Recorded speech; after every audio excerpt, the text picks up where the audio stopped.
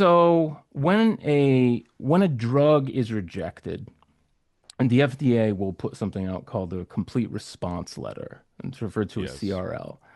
And the CRL, it's a confidential document, and so the FDA will send the sponsor the CRL, and within the CRL, it'll outline um, the various things that they took into consideration, why it failed, essentially.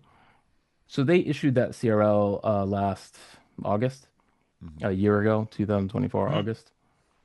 And MAPS, who it's MAPS Lykos. This is Lykos. Okay, so the CRL comes out. Now, nobody other than a couple insiders knew what was in the CRL. Why did FDA actually reject it? There was this information vacuum that happened. And basically, all the shit was thrown at us. They wanted it, they wanted to just pin the blame on us, this leftist fucking woke group, and that's it.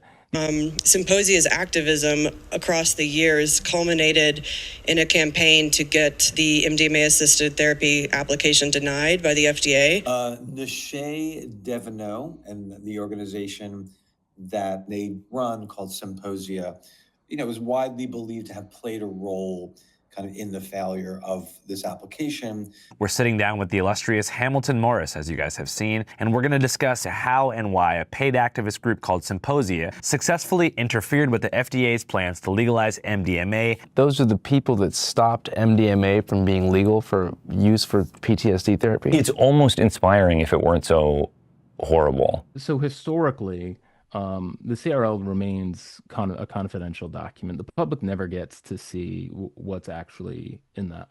The Trump administration earlier this year changed that internal policy, and they started dumping CRLs from prior rejections. And then a couple months ago, I don't know what it was, 2, 3 months ago at this point, um, they released the Lykos CRL. Yes, So September. everybody could see the exact reasons Hmm. why FDA rejected it. And 11 pages.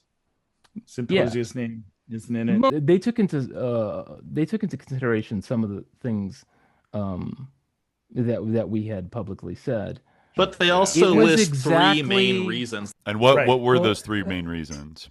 The first one was failure to collect quote unquote positive adverse events, which people have Mhm. framed as like, oh, come on, we know MDMA causes euphoria, blah, blah, blah. And my argument back to that is like, well, yeah, they just wanted the data. You would have had a better chance at getting this passed if you had just collected the data that Right. the FDA asked you to yeah, collect Yeah. on this, Right. and they just decided not to do that. There was a lack of durability data.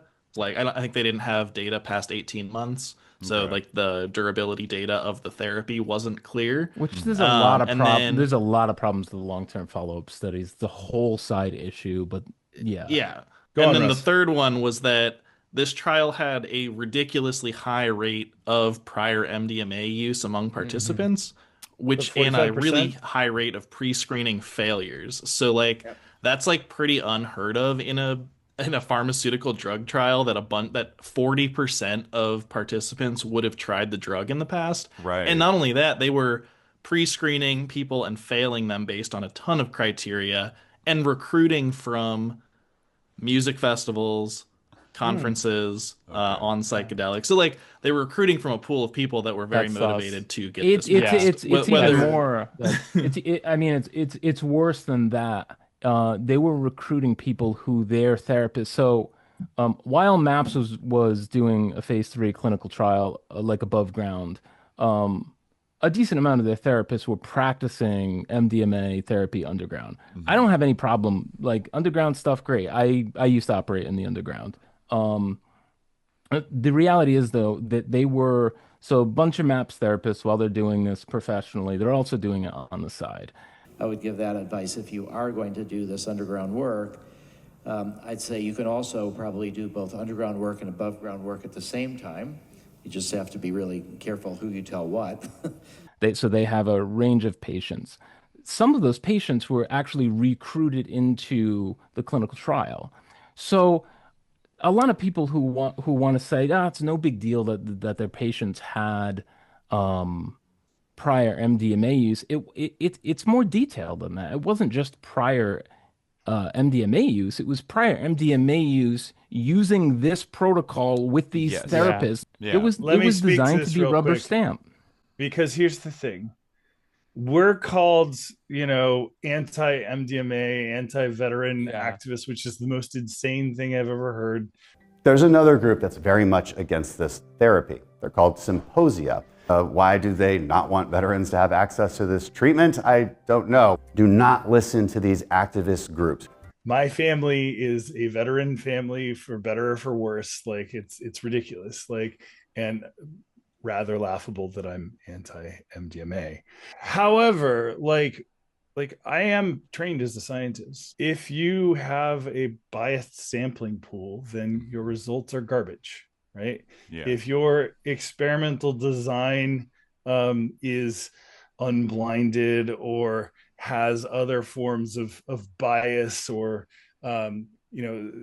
predisposition towards one result or another, what are we doing here? That's bad science.